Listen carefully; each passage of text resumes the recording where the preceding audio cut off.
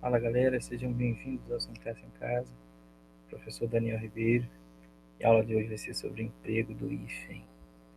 Para isso eu vou fazer uma apresentação aqui para vocês, para que nós possamos discutir sobre essas situações.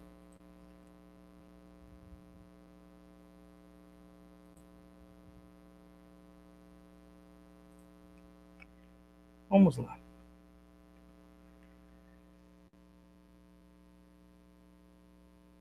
Aqui na minha apresentaçãozinha, emprego do hífen e outras dificuldades da língua portuguesa. Vamos lá. O hífen possui três principais funções no português contemporâneo. A primeira delas é acoplar os pronomes átonos aos verbos. Isso, quando nós estamos falando de pronomes átonos a verbos, nós estamos falando de ênclise e estamos falando de mesóclise. Bacana. Também serve para separar silabicamente as palavras translineadas. Translineação é aquela situação que ocorre quando você está redigindo, que você chega ao final da margem, mas a palavra não terminou. Então você precisa separar essa palavra para escrevê-la na linha de baixo. Na linha de baixo, a margem esquerda. O nome disso é translineação. Essa separação precisa obedecer à divisão silábica e você tem que marcar essa separação por meio de hífen. Não é underline, tá? Cuidado. Hífen. Underline é aquele tracinho embaixo. E o terceiro e principal é ligar elementos de palavras que sejam compostas ou derivadas por prefixação. Beleza? Essa terceira função aqui é o que nós vamos observar com maior carinho, porque como está escrito aqui, desculpa, como está escrito aqui, ela foi objeto de muita modificação aí no acordo ortográfico e a gente precisa tomar um cuidadinho com isso. Vamos lá. Então, emprego do hífen. Emprega-se o hífen em palavras compostas cujos elementos conservam sua autonomia fonética e acentuação própria. Quando ele fala isso daqui, ele está falando da composição por justaposição. Justaposição. Não é a composição por aglutinação, beleza? Mas perderam sua significação individual para construir uma unidade semântica nova, né? Um conceito único. Importantíssimo isso. O que acontece? A gente tem que tomar um cuidado também, porque nem todos os casos de justaposição levam hífen, tá? Existem alguns casos de justaposição em que se perdeu a noção de composição e aí a palavra não é separada por hífen, tá? Por exemplo, você tem a palavra passatempo e outras aí que perderam essa noção de composição e infelizmente elas são grafadas sem hífen e isso atrapalha um pouco da nossa análise, porque se todas as compostas por justaposição fossem marcadas com hífen, facilitaria muito mais a nossa análise, né? Mas infelizmente a gramática não funciona dessa maneira. Mas vamos lá, ó. Você tem aqui diversos exemplos, tá? De substantivos compostos. Então, quando ele está falando de unidade semântica, ele está falando de substantivos e adjetivos compostos, tá bom? Substantivos e adjetivos compostos. Aqui eu tenho substantivos. Próximo slide ele vai trazer os adjetivos compostos, mas o que nos interessa de fato é essa observaçãozinha aqui. Por quê? Porque quando ele fala de nova unidade semântica, um conceito único, a gente tem que notar essas situações aqui. Se eu digo meio-dia sem hífen, eu estou falando metade do dia. Esse meio vai ser um numeral de natureza adjetiva, vai estar caracterizando esse substantivo aqui. Mas aí quando eu faço meio-dia com hífen, ele deixa de ter duas classes. Deixa de ser adjetivo mais substantivo para virar aqui um substantivo composto. E aí a significação também muda. Não é mais metade do dia. Isso que significa 12 horas. Assim como ocorre com pão duro, que é um pão endurecido, mas o pão duro com hífen significa aquele sujeito que é sovina, aquele sujeito que, na linguagem do povo, é mão fechada, ou seja, ele não gasta dinheiro à toa. Assim ocorre com cara suja, rosto sujo, cara suja, que é uma espécie de periquito, copo de leite, que é um copo com leite, e o copo de leite escrito com hífen, que é o nome de uma flor. O mesmo também ocorre com a expressão cachorro quente, que sem o hífen significa o animal que foi esquentado, e com o hífen você já está diante aqui do alimento. Então, muito cuidado com essa situação da utilização ou não do hífen, porque isso modifica o sentido das palavras e você pode perder ponto na sua redação. Tá. Como eu falei para vocês, o hífen também serve para ligar os pronomes átonos naquela colocação pronominal. Aqui, ó, nós chamamos de ênclise, beleza? E aqui é a mesóclise, bonitinho. E também serve para ser colocado o pronome depois da palavra denotativa,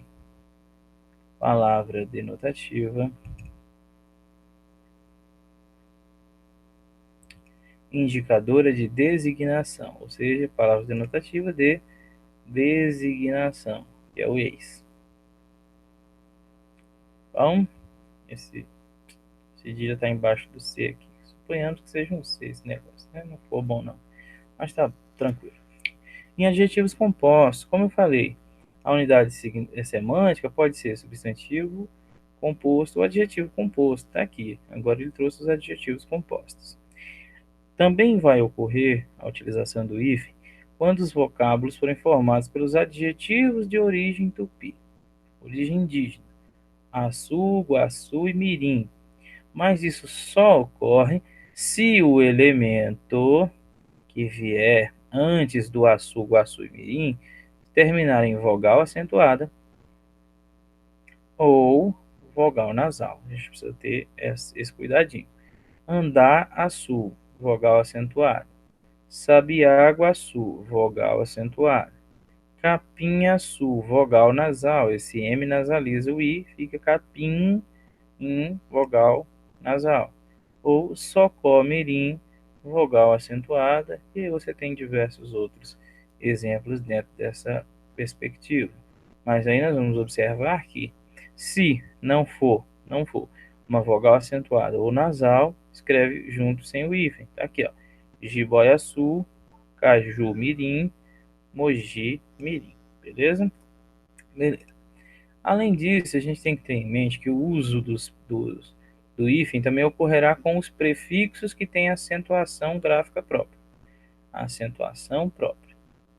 Então, acentuação gráfica própria. Além, acentuado, aquém, pós, pré, pró, recém, tá?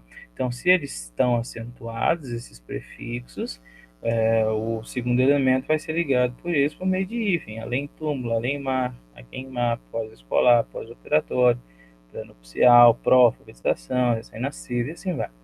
Só que, se esses elementos aqui, ó, não tiverem acentuados, pós, pré e pró, aí ele não é escrito com hífen, e eu vou falar isso no próximo slide. Agora vem circun, mal e pan. Esses elementos aqui usados como prefixos, né, a gente tem que tomar um cuidadinho. Por quê? Porque se o elemento posterior vier iniciando como vogal, ou M, N ou H, aí eu faço uso do hífen. Caso contrário, não uso o hífen. Então tá lá, pan, na americana. O segundo elemento começa com hífen. Pan-helênico começa com vogal, então põe o hífen. Pan-helênico começou com H, então põe o hífen. Mal educado começou com vogal, põe o hífen. Mal-humorado com H, põe o hífen. Circunanal começou com A, que é vogal, então põe o hífen. Circunnavegar começou com N, põe o hífen. Circunnavegação começou com N, põe o hífen. Isso faz com que, caso o segundo elemento não comece por vogal M, N ou H, ele seja escrito sem hífen. Tá aqui, ó. Mal criado, mal feito, panteísmo, circumpolar, beleza? Ó, o bem vai funcionar tal como, assim, como prefixo, como o mal funcionava aqui como prefixo também. A gente está falando de mal e bem como prefixo e não como advérbio, né? Antes de palavras que têm vida autônoma ou quando a pronúncia assim o exigir. Essa questão da pronúncia é muito importante, né? Por quê? Porque em determinadas situações, olha só que coisa linda, a gente tem que tomar cuidado para não falar de maneira errada, né? Bem mamado, bem mamado, bem mamado, bem mamado, né? Fica legal. Então você coloca um if para ficar bem amado. O if vai dar essa pausazinha. Bem aventurado e não bem aventurado, beleza? Bem-aventuranças, bem-estar, bem me quer, bem-nascido, bem-vindo. Todos os exemplos aí dessa situação. Nós temos também o uso no encadeamento de palavras. Isso aqui não compõe uma nova palavra, tá? Não é uma nova palavra, mas sim um encadeamento, tendo uma ideia aí de deslocamento, né? Rio-Niterói, Rio-Paris, Belém-Brasília, se fosse o caso. Tá bom? Outra regra agora muito importante, né? Você tem aí os elementozinhos, né? Os prefixos, os morfemas greco-latinos, que a gente tem que tomar muito cuidado. Por quê? Porque aqui é onde está a maior parte da regra. Eu tenho todos esses elementos aqui.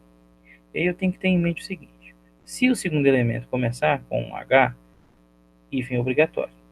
Vamos lá. Anti-higiênico, co-herdeiro, super-homem, pré-história, pan-helenismo, neo-helênico, sub-humano. Cuidado com o sub-humano, que se for escrito sem o H, ele é escrito junto e sem hífen, sub-humano. Beleza? Aí nós vamos aqui, ó. Desumano e inábil. Perdeu o H, perdeu o H, então escreve junto. Mas se o segundo elemento iniciar com H, coloque o hífen, tá? A gente viu isso aqui, ó, no circo, mal e pan, né? Deixa eu ver o que mais. Foram só esses elementos. Então começou com H, depois de prefixo já coloca o hífen. Outra situação que a gente tem que ter em mente: se o prefixo ele termina com uma vogal e o segundo elemento começa com a mesma vogal, aí a gente vai ter aquela ideia lá da física de que os opostos se atraem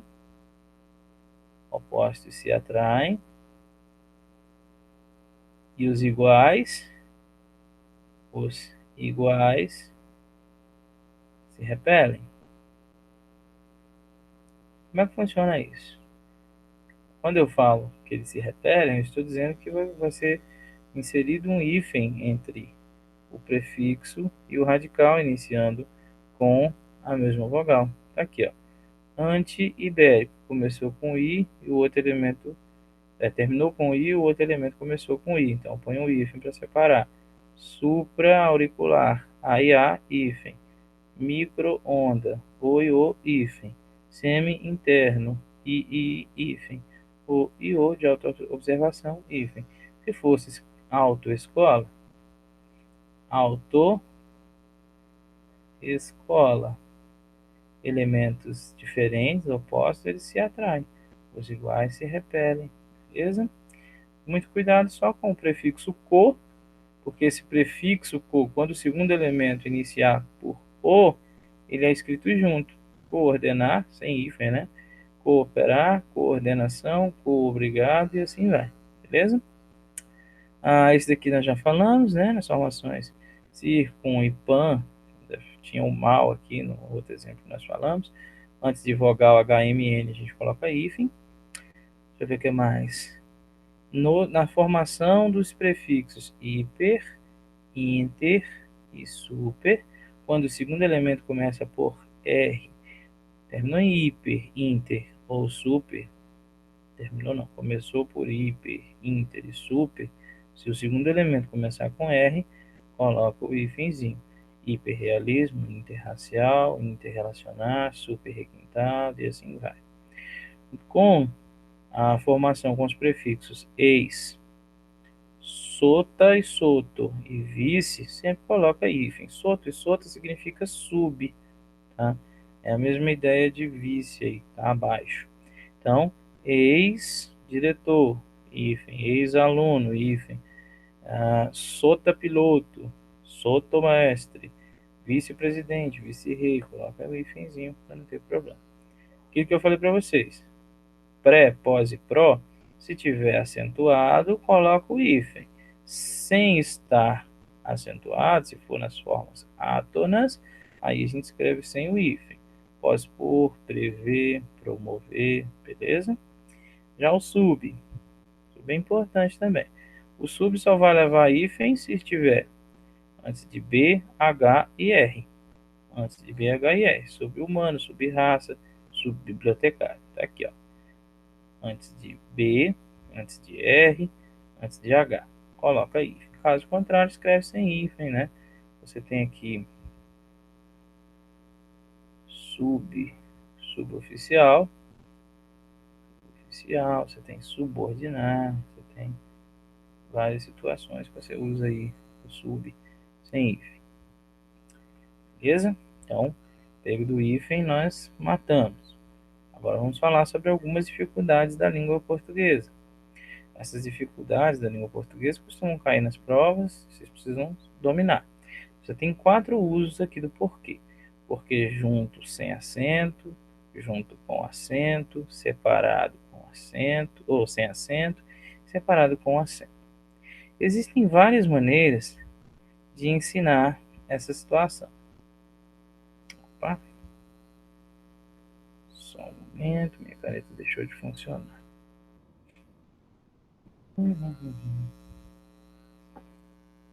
Deixa só eu retomar o slide. Novamente, que aí ele volta a funcionar aqui. Porquê junto e sem acento. Esse porquê ele vai ser uma conjunção, tá? Essa conjunção ela pode ter alguns valores semânticos. Ou ela é uma conjunção explicativa, introduzindo uma explicação para um fato, ó, não comeu porque estava de dieta. Estar de dieta é uma explicação para o fato de ele não comer, beleza? Pode ser uma conjunção causal, a causa para a ocorrência de um fato, não se veste bem porque não tem dinheiro, não ter dinheiro é a causa dele não se vestir, beleza? Se vestir bem, né? E também pode ser uma conjunção de valor final, ou seja, introduzindo a ideia de finalidade. Fiz de sinal porque se calasse. Quando for a ideia de finalidade, eu posso substituir o porquê por para quê. Fiz de sinal para que se calasse. Se for a ideia de explicação, eu troco por pois. E se for a ideia de causa, eu troco pela conjunção por quanto, conjunção causal aqui, beleza? Agora, o porquê junto e com acento, ele vai ser um substantivo. Sendo um substantivo, eu preciso ter antes dele um determinante, né? Ele precisa estar determinado. E quem são esses determinantes? Podem ser artigos, podem ser pronomes, podem ser numerais, beleza? Tudo isso aqui vai indicar que o porquê vai ser um substantivo e precisa ser escrito junto com acento. Ele também pode significar motivo, razão, causa, e aí o macete é substituir este porquê pela palavra motivo. Se você puder substituir, use junto. Substituir, preste bastante atenção. Tá, não sei o porquê da ausência dele. Tá vendo que esse o é um artigo? Se ele é um artigo, esse cara aqui só pode ser um substantivo, e sendo substantivo, ele tem que ser escrito desta forma, junto e com acento. Agora, o porquê separado e sem acento. A gente tem que tomar um cuidado. Por quê? Porque as pessoas falam, isso aqui é para usar no início de pergunta. Mas cuidado, porque nem sempre, né? Quando a gente fala que isso aqui inicia uma pergunta, é porque esse por, nós estamos chamando ele de preposição, tá? Está funcionando como preposição, e esse que está funcionando como pronome interrogativo.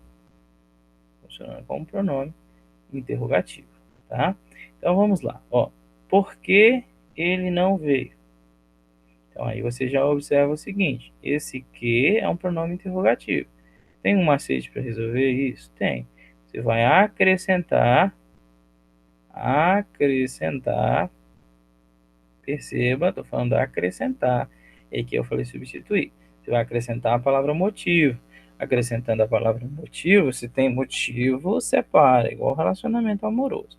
Deu motivo, separa. Então, por que motivo ele não veio? Acrescentei motivo, eu posso não, devo escrever ele separado, beleza?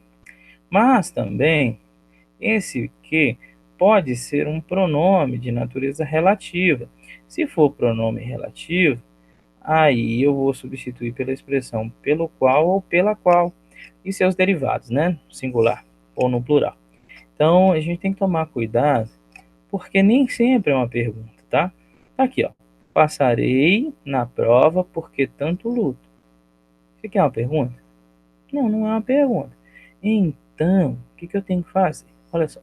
Eu tenho que observar que esse que é pronome relativo. Se ele é pronome relativo e ele se refere à prova, então eu vou colocar a qual. Se eu posso substituir o porquê por pela qual, então eu tenho que escrever ele separado e sem acento. Tá aqui, ó. Passarei na prova pela qual tanto luto. Se eu pude fazer essa substituição, então significa dizer que esse que é pronome relativo, sendo pronome relativo, precisa estar separado da preposição por. Tranquilo até então?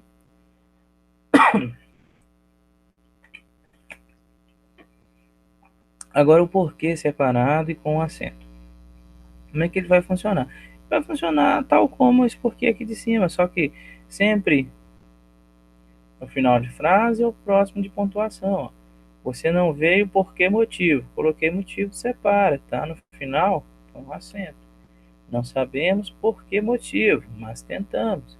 Não sabemos por que motivo. Se coube motivo, separado. Tem pontuaçãozinha, olha a vírgula aqui. Põe um acento, resolve o seu problema. Agora vamos falar do onde e o aonde. As pessoas costumam ensinar assim, empregar em situações estáticas e o outro em situações que envolvem movimento. Mas eu gosto de falar o seguinte, esse a do aonde, ele é uma preposição. Ele é a preposição a.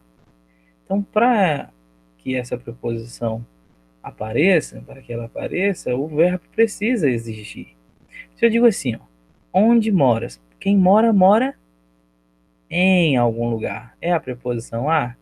Não, então eu só posso usar o onde. Se eu colocasse aonde, eu estaria cometendo um erro. Bacana. Agora, onde vai? Aonde vais? Quem vai, vai a. Se vai a preposição a tem que aparecer antes do onde. Se o a aparece antes do onde, fica aonde. Então, aonde vais? Aonde tu vais? Quem vais, vais a algum lugar. Beleza? Então, resolve na questão da regência. O afim separado e o afim junto. O afim junto, ele indica afinidade. Afinidade, semelhança, parentesco. E aí, o exemplo está aqui, ó. Nossa meta é afim. Sua aprovação. O que significa dizer que elas têm afinidades. A minha meta e a sua meta têm afinidade. Qual é a nossa afinidade? Qual é a semelhança? A semelhança é, você quer ser aprovado, eu quero que você seja aprovado. Beleza? Então eu tenho que escrever junto, tendo a ideia de afinidade e semelhança. Agora, se for a ideia de finalidade, aí eu tenho que escrever separado. Beleza? Ele veio a fim de ajudar, ele veio para ajudar. O para aqui vai dar a ideia de finalidade, o que faz com que o a fim de, que é equivalente, seja também uma expressão de afinidade, ou de finalidade, ou seja, tem que ser escrito separado. Finalidade separado, afinidade junto. Beleza? Vamos lá. Enfim, junto e enfim separado. O enfim junto, ele significa finalmente. E o enfim separado significa no final. Finalmente sós, ou seja, enfim sós, escrito junto. Ele está em fim de carreira. Ele está finalmente de carreira ou ele está no final da carreira? Se é no final, então o enfim separado. Agora vem o senão. Senão, a gente tem aqui essas situações. Ó. Esse se, ele é uma conjunção. Conjunção pode ser condicional, pode ser conjunção integrante, dependendo da situação. Aí nós temos aqui, ó, esse não vai ser um advérbio. O que faz com que eles tenham classificações diferentes, pertencem a classes gramaticais diferentes, por isso são escritos separados. Era igual o porquê, em que o por era uma preposição e o que ou era um pronome interrogativo ou um pronome relativo. Classes diferentes, né, escreve separado. Como que eu faço para descobrir, então, se eu posso escrever o senão separado ou junto? Simples, tiro o não. Tirando o não, se o se permanecer sozinho, significa que ele é uma conjunção, e aí você não precisa escrever junto, ou não deve escrever junto. Se não chover, viajarei. Se chover, viajarei. Tirei o não, mudou o sentido? Mudou o sentido, mas o se permanece sozinho. Ele pode ficar sozinho aqui, que ele não tem problema. Significa dizer que ele é uma conjunçãozinha. Existe também o macete de trocar por caso não. Feito isso, sem problema nenhum. Caso não chova, viajarei. Ótimo, você tem as duas possibilidades. O outro senão, ele significa caso contrário ou exceto. Cuidado com o exceto. Vamos lá. Vá, se não, eu vou. Vá, se não, eu vou. Vá, caso contrário, eu vou. Se eu tirar o não daqui, vá, se eu vou, não faz sentido. O que significa dizer que esse ser não é uma conjunção. Logo, ele não pode estar separado do não. Eles formam uma palavra só. Senão, por isso tem que ser escrito junto. Agora, a gente tem que tomar cuidado, porque o senão pode indicar também exceto ou pode indicar problema, tá? A gente tem que tomar muito cuidado com isso. Ó. Saíram da sala todos os alunos, senão a mais compenetrada, a mais empenhada. Senão significa exceto. Saíram da sala todos os alunos, exceto a mais compenetrada. Bacana. Mas esse senão também pode indicar aí defeito. Ela é maravilhosa, mas tem alguns, ou tem algum senão, algum problema, algum defeito. Beleza? Bacana. Então vamos lá. Também nós temos o acerca de escrito junto. Temos o cerca de, que o a pode aparecer aqui. Ou temos o acerca de escrito com o verbo haver. Acerca escrito junto, acerca de, ele tem a ideia de sobre, a respeito de. Quando ele traz essas duas ideias, essas eu posso substituir por estas palavrinhas ou essa locuçãozinha, eu estou diante de um acerca de que tem que ser escrito junto. Ó. Fala acerca de alguma coisa, fala sobre alguma coisa. Isso aqui vai dar a ideia do assunto. Deu a ideia de assunto. Opa. Assunto. Então você escreve junto. Acerca junto. Vamos lá. Vamos para o cerca de aqui. Indica a ideia de aproximadamente ou um fato que ocorreu durante determinado intervalo de tempo. Aí nós temos assim, ó, estudamos cerca de 4 horas. Estudamos durante 4 horas. 4 horas. Então ele fala de um intervalo de tempo. Só que numa questão de, ou eu posso dizer que isso aqui é de aproximado, né? Foi por volta de 4 horas, mais ou menos 4 horas, ou eu quero taxar que ocorreu durante esse tempo aí, tá bom? Muito cuidado também, porque essa preposição ela pode indicar tempo futuro, né? Ele chegará a cerca de 2 dias, ou seja, chegará daqui a 2 dias, por volta de 2 dias. Estou falando aproximadamente, só que estou falando de um fato futuro, então ele tem que ser escrito com a preposição a aqui. Por quê? Porque o acerca de, esse com o verbo haver, ele vai tratar do tempo passado. Ou então, o verbo haver ali vai estar com o sentido de existir. Então, a gente precisa tomar um cuidadinho. Aqui, ó, ele também fala que é aproximadamente, mas ele fala do faz aproximadamente, tempo decorrido. Trabalha há cerca de 5 anos. Se ele trabalha há cerca de 5 anos, trabalha aproximadamente 5 anos, a gente está falando de um tempo passado. Começou lá no passado, essa situação aí. Então, tempo decorrido, eu vou usar aqui o verbo haver. Só que isso também pode acontecer indicando a ideia de existir acerca de, vamos ver assim, 20 alunos com dificuldades.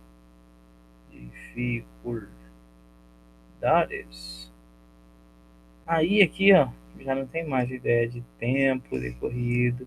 Aqui eu estou falando do verbo haver com o sentido de existir. Mas de um jeito ou de outro, a expressão é escrita assim, separada e com o verbo haver. Beleza? Agora vamos falar de ao encontro de e de encontro a. Ao encontro de é algo que dá a ideia de algo a favor, ou seja, favoravelmente. E já o de encontro a, a ideia de conflito, ou seja, algo que é contrário, contra, beleza? Vamos lá. Fui ao encontro dos anseios do povo. Ou seja, o povo tinha um anseio, o povo esperava uma coisa e aquilo que eu fiz casou com o anseio desse povo, ou seja, foi favorável. Fui favorável aos anseios do povo. Fez isso daqui, tem esse sentido de a favor, a gente vai usar ao encontro de. Se for ideia de choque, algo contrário, aí a gente usa o de encontro a. As medidas vêm de encontro aos interesses do povo, ou seja, vêm contra os interesses do povo. Se eu digo assim, por exemplo, o carro foi ao encontro do poste ou de encontro ao poste?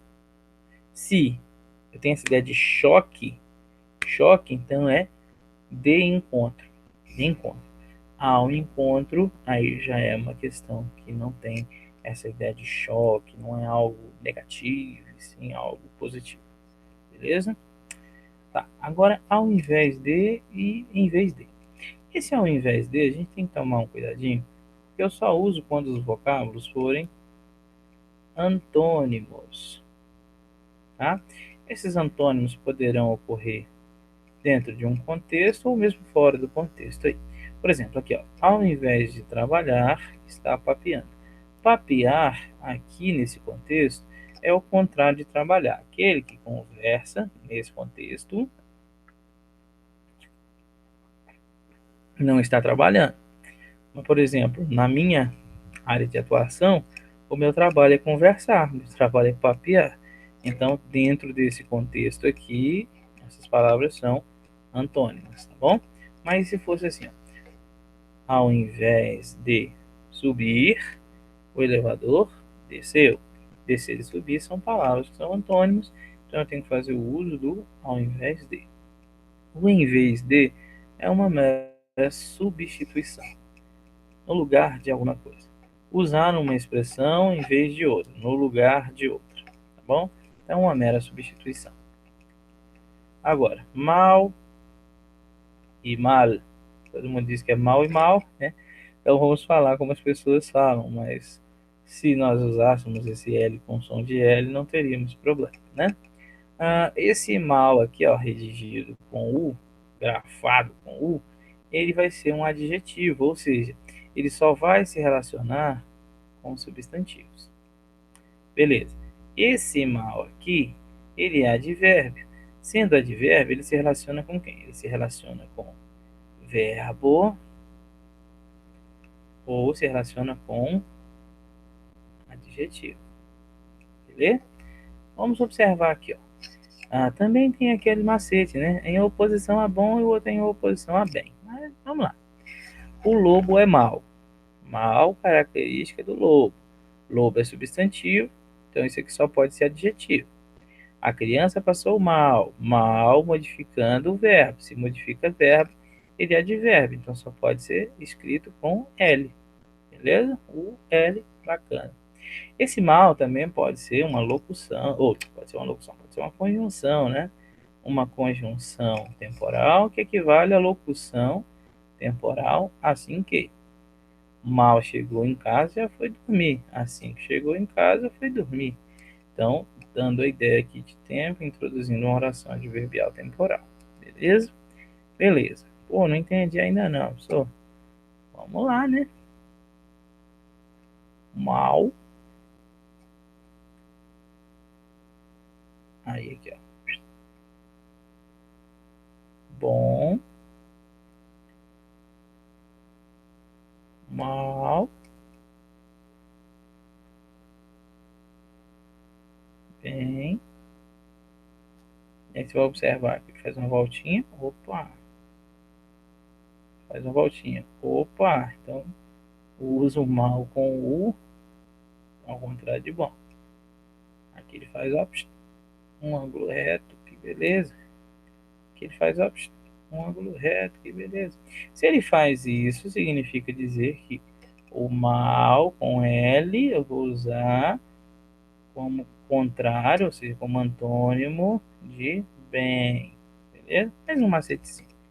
Nada demais. O importante é você saber. Um substantivo, um é adjetivo, só se relaciona com o substantivo, o outro é advérbio, se relaciona com o verbo e adjetivo. Agora o debaixo junto e o debaixo separado. O debaixo junto eu vou usar quando houver uma outra palavra posterior iniciada com a preposição de.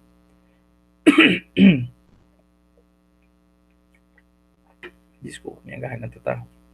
O gato estava debaixo da mesa. Se tem um D depois, eu faço o quê? Escrevo junto. Não tendo uma preposição de depois, então eu uso o debaixo separado. O apartamento fica no andar de baixo. Se fosse no andar de baixo do meu, aí o do meu, a preposição de, ia fazer com que o de baixo fosse escrito junto. Tá? Muito cuidado para você não confundir com o opa, embaixo. Não, ficou bom esse aqui. Vamos escrever de novo. Muito feito, parece que tem um acento ali. Tá. Muito cuidado para não confundir com o embaixo e o em cima, que são escritos assim. Aí você faz assim, ó. Embaixo é junto, em cima separado. Beleza? Beleza. Demais e demais. Demais junto, demais separado. Aí funciona. Esse demais junto aqui, ó. Ele substitui, ele se opõe à expressão de menos. Esse camaradinho aqui, ó, vai funcionar como uma locução adjetiva. Sendo uma locução adjetiva, ele se relaciona com quem? Se relaciona com substantivos. Ganhou dinheiro demais. O demais se relacionando com o dinheiro. Então a gente vai ter o quê? A gente vai ter uma locução que faz com que ele seja escrito separado. Se ele simplesmente se relacionar com um adjetivo ou com um verbo, a gente vai chamar ele de advérbio. Sendo advérbio tem que ser escrito junto, tá? Então, comeu demais. Modificando o verbo, ele é advérbio. Sendo advérbio, o que a gente vai fazer com ele? A gente vai escrever ele junto. Mas ele também pode ser um pronome, vou colocar assim, pronome indefinido. Ele pode indicar, enfim, indefinido, ele pode indicar os outros, né? E aí nós temos aqui a seguinte situação. Os demais devem retornar amanhã. Os demais são os outros. Eu não sei definir quem são. É um pronome indefinido. Quando o demais for advérbio ou quando o demais for pronome indefinido, eu vou escrevê-lo junto. Se ele for uma locução adjetiva, eu escrevo ele separado. Beleza? E aí eu espero que essa aulinha tenha sido uma aula esclarecedora, que vocês tenham compreendido a questão do uso do hífen, compreendido algumas questões aí de algumas dificuldades da língua portuguesa, ali não são todas, passa longe de ser todas, mas a gente vai complementando nos próximos vídeos, tá ok? Então, forte abraço, fiquem com Deus e bons estudos.